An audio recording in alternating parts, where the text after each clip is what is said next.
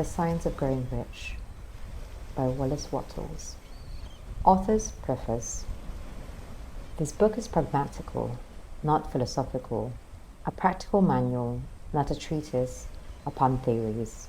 It is intended for the men and women whose most pressing need is for money, who wish to get rich first and philosophize afterward.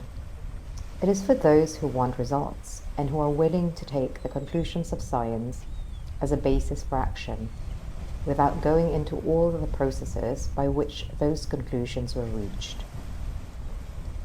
It is expected that the reader will take the fundamental statements upon faith, just as he would take statements concerning a law of electrical action if they were promulgated by a Marconi or an Edison, and, taking the statements upon faith, that he will prove their truth by acting upon them without fear or hesitation.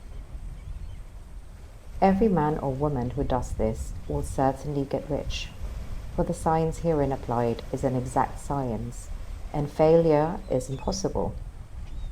In writing this book, I have sacrificed all other considerations to plainness and simplicity of style, so that all might understand. The plan of action laid down herein was deduced from the conclusions of philosophy. It has been thoroughly tested and bears the supreme test of practical experiment. It works. Very truly yours, Wallace D. Wattles. Chapter 1. The Right to be Rich. Whatever may be said in praise of poverty, the fact remains that it is not possible to live a really complete or successful life unless one is rich. No one can rise to his greatest possible height in talent or soul development unless he has plenty of money. For to unfold a soul and to develop talent, he must have many things to use. And he cannot have these things unless he has money to buy them with. A person develops in mind, soul, and body by making use of things, and society is so organized that we must have money in order to become the possessors of things. Therefore, the basis of all advancement must be the science of getting rich. The object of all life is development, and everything that lives has an inalienable right to all the development it is capable of attaining. A person's right to life means his right to have the free and unrestricted use of all the things which may be necessary to his fullest mental, spiritual, and physical unfoldment, or in other words, his right to be rich. In this book, I shall not speak of riches in a figurative way. To be really rich does not mean to be satisfied or contented with a little. No one ought to be satisfied with a little if he is capable of using and enjoying more.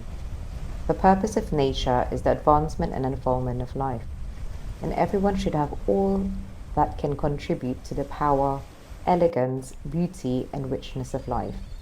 To be content with less is sinful. The person who owns all he wants for the living of all the life is capable of living is rich, and no person who has not plenty of money can have all he wants. Life has advanced so far and become so complex that even the most ordinary man or woman requires a great amount of wealth in order to live in a manner that even approaches completeness. Every person naturally wants to become all that they are capable of becoming. This desire to realize innate possibilities is inherent in human nature. We cannot help wanting to be all that we can be. Success in life is becoming what you want to be. You can become what you want to be only by making use of things, and you can have the free use of things only as you become rich enough to buy them.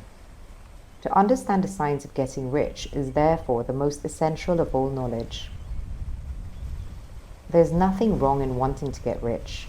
The desire for riches is really the desire for a richer, fuller, and more abundant life, and that desire is praiseworthy.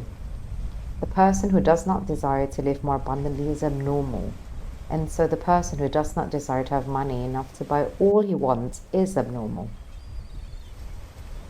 There are three motives for which we live: We live for the body, we live for the mind, we live for the soul.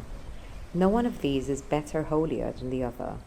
All are alike desirable, and no one of the three, body, mind, or soul, can live fully if either of the others is cut short to full life and expression.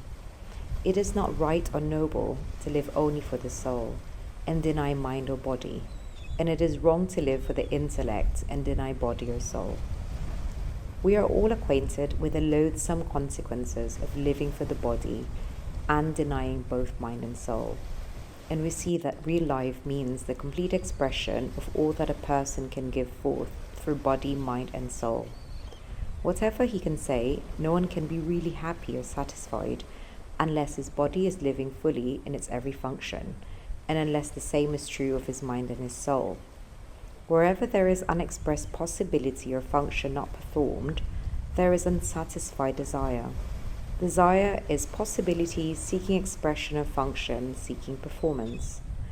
A person cannot live fully in body without good food, comfortable clothing, and warm shelter, and without freedom from excessive toil.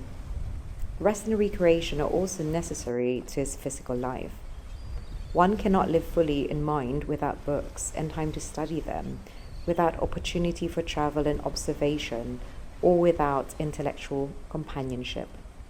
To live fully in mind, a person must have intellectual recreations and must surround himself with all the objects of art and beauty he is capable of using and appreciating. To live fully in soul, a person must have love, and love is denied fullest expression by poverty. A person's highest happiness is found in the bestowal of benefits on those he loves. Love finds its most natural and spontaneous expression in giving. The individual who has nothing to give cannot fill his place as a spouse or parent, as a citizen, or as a human being.